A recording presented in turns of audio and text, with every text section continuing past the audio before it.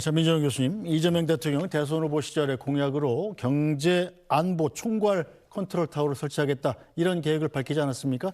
사실은 지금 세계 경제 상황을 보면 안보와 경제가 같이 돌아가는 게 맞는 방향이기 때문에 이 방향은 맞다고 볼 수 있겠죠? 그렇습니다. 전 세계가 그렇게 움직이고 있고 그런 움직임을 미국이 주도하고 있잖아요.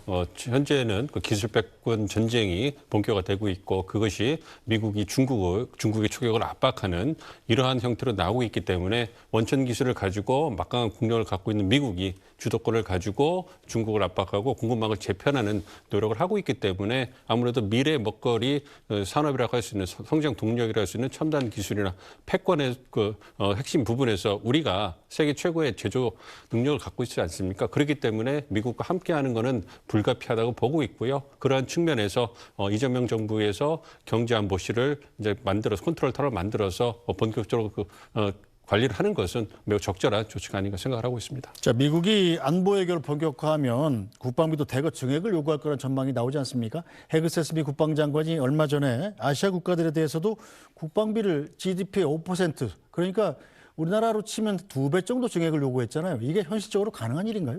현실적으로 가능하지는 않고요. 그만큼 상대적인 숫자인 거고 유럽 동맹들 같은 경우에는 국가들이 워낙 많고요. 경제 규모라든지 국방비를 산출하는 방식이 우리가 다릅니다. 그래서 거의 순수하게 국방비로 들어가는 그런 지출을 고려하는 우리나 일본 같은 경우에는 거의 3%를 맞춘 것도 쉬운 게 아닙니다. 네. 현재 우리나라 같은 경우에는 작년 대비 2.47%, 재작년 2.8% 정도를 맞췄거든요. 굉장히 미국 기준으로 본다면 모범적인 동맹이에요. 미국도 한 3.4, 3.5%로 국방비를 쓰고 있습니다. 물론 규모가 워낙 크기 때문에 그런 부분에서 독보적이긴 합니다만 미국이 요구하는 그러한 GDP 대비 국방비 지출에 있어서는 한국은 굉장히 모범적인 국가거든요. 그렇기 때문에 5%를 늘린다는 것은 사실상 현실적으로 불가능한 것이고요. 상징적으로 그만큼 미국이 동맹국들에게 적극적인 역할과 기여를 요구하는 그러한 숫자고 그것은 트럼프 대통령이 좋아하는 그 최고치를 설정해 놓고 거기서 조정해 나가는 그러한 수치가 아닌가 이렇게 생각을 하고 있습니다. 네, 허준영 교수님 따져보면 우리나라 지금 국방비가 GDP의 2.6%입니다. 자, 그래서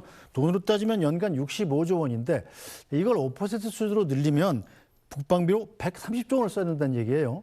사실은 이 트럼프 대통령이 우리한테 요구하는 방위비 증액 13조 이거하고는 좀 차원이 다른 얘기죠. 예, 생각해보면 저희 1년 예산이 600조가 좀 넘는데요. 이거 그중에서 130조라고 하면 사실은 엄청난 규모의 사실 증액일 수밖에 없고요. 좀 더 민정훈 교수님이 저보다 훨씬 더 전문가시지만 조금 더 크게 보면 결국은 주한미군에 대한 역할을 어떻게 할 것인지 단순히 한반도를 지키는 군대로 생각할 것인지 아니면 중국이 대만으로부터 이렇게 내려오는 것에 대해서 그것까지도 억제력을 가지는 것일지 뭐 이런 것들에 대해서도 지금 굉장히 크게 저희에게 얘기를 하는 바가 있다고 생각을 하고요.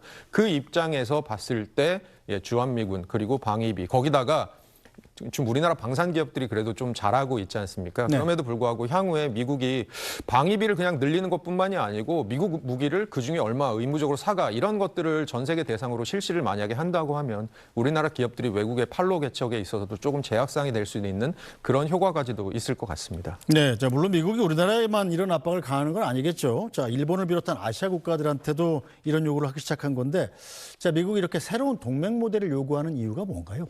가장 큰 원인은 미국의 국력이 이제 쇠퇴하고 있는 이런 부분을 반영한 거라고 생각을 하고 있습니다. 2008년 이후로 미국의 국력이 상대적으로 쇠퇴하고 있고 2010년대부터 미국과 중국 G2 시대가 열렸고 지금은 거기서 더 나가서 미국 위의 다극체제, 미국, 중국, 러시아 같은 강대국들이 돌아오는 이런 시기가 됐다고 많은 얘기를 하는데요. 이거의 기제는 말씀드린 것처럼 미국의 국력이 쇠퇴하고 세계 경찰로서의 역할을 하기에 버거운 미국의 상태를 보여주는 겁니다. 그렇기 때문에 오바마 대통령의 언어로 트럼프, 바이든은 자신들의 언어로 얘기를 하는 거고요. 트럼프 대통령은 이제 거래주는 동맹관이라든지 전략 선택과 집중.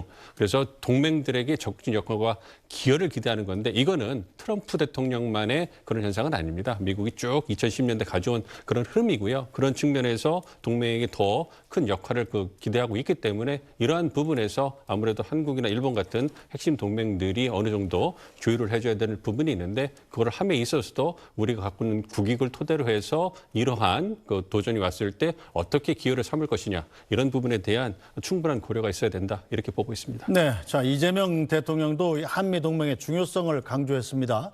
자 그러면서 중국, 러시아와의 관계를 도외시하면 안 된다고도 말했습니다. 저는 대한민국 외교의 근간은 한미 동맹이라고 생각합니다. 한미 동맹을 실질적으로, 포괄적으로, 점진적으로, 미래지향적으로 발전시켜야 되는 것은 맞습니다. 그리고 그 기초 위에 한미일 협력도 필요하죠. 그리고 중국과 러시아의 관계를 도외시하면 안 됩니다. 매우 중요한 한 부분이기 때문에 적정하게 잘 관리할 필요가 있다. 지금처럼 불필요하게 적대화할 필요는 없겠다고 생각을 합니다. 그리고 한반도의 평화와 안정이 매우 중요합니다. 대한민국의 군사력 수준은 세계 5위, 그리고 대한민국의 국방비가 북한의 GDP 2배에 달합니다. 이런 강력한 군사력 위에 대화, 협력, 평화가 꼭 필요합니다. 네, 이재명 대통령이 얘기했듯이 지난 윤석열 정부의 외교 정책은 한미일에 너무 경도되고 치우쳐 있고 러시아, 북한, 중국 이런 쪽은 너무 무시한다라는 지적을 받지 않았습니까? 이재명 정부의 외교 노선은 어떨 걸로 예상하십니까? 방금 전에 그 화면에 나온 것처럼요. 이재명 정부의 어떤 그 외교안보 정책 기조도 분명하게 국권을 한미동맹 토대 위에서 출발하게 됩니다. 그 부분은 분명하고요. 그렇기 때문에 과거 진보 정권처럼 미국과 중국 사이에 등거리 외교를 하는 것이 아니냐 이런 우려가 있는데요. 그거는 전혀 아니라고 생각을 하고 있고요. 한미동맹의 중요성, 즉 한미 관계가 여타의 어떤 주변 한반도 주변 국가들과 외교보다 훨씬 더 중요한 중요성을 가지고 미래지향적으로 포괄적 전략 동맹으로 발전해 나갈 거라고 생각을 하고 있고요. 그럼에도 불구하고 중국이나 일본이나 러시아 같은 국가들이 중요한 주변 국가 아니겠습니까? 그러니까 관계를 돈독하게 하고 관계를 발전시켜야 된다. 관리해 나가야 된다. 그것이 말씀해 주신 것처럼 지난 정부에서 너무 미국, 일본만 중시하다 보니까 중국과 러시아의 관계가 좀 도외시된 그런 부분이 있거든요. 그 부분을 정상화시키겠다. 그렇지만 그것이 한국이 미국에 대해서 생각하는 것, 중국에 대해서 생각하는 것, 러시아에 대해서 생각하는 것이 등가다. 이건 전혀 아니라는 점, 다시 한번 좀 확인 드릴 수 있겠습니다. 알겠습니다. 자, 허준영 교수님, 경제 분야에서도 새 정부가 우선적으로 추진할 정책이 있을 텐데, 자, 경제학자 입장에서 이 새 정부가 정책을 추진하면서 주의해야 될 점이 있다면 뭐가 있을까요? 너무 단기적인 정책에 치우쳐서 단기적으로 경기 부양을 하는데 힘을 쏟는 것도 중요하지만 저는 중장기적으로 우리 경제가 가진 여러 가지 구조개혁의 이슈들, 결국은 우리 경제의 기초체를 올릴 수 있는 방법들 끊임없이 고민해야 될 것 같습니다. 알겠습니다. 자, 오늘 말씀은 여기까지 듣겠습니다. 국립외교원 미주연구부 민정원 교수, 또 서강대 경제학부 호준영 교수와 함께했습니다. 두 분 수고하셨습니다. 네, 특집 뉴스 브리핑은 오늘 여기서 모두 마치겠습니다. 저희는 내일 다시 찾아뵙겠습니다. 고맙습니다.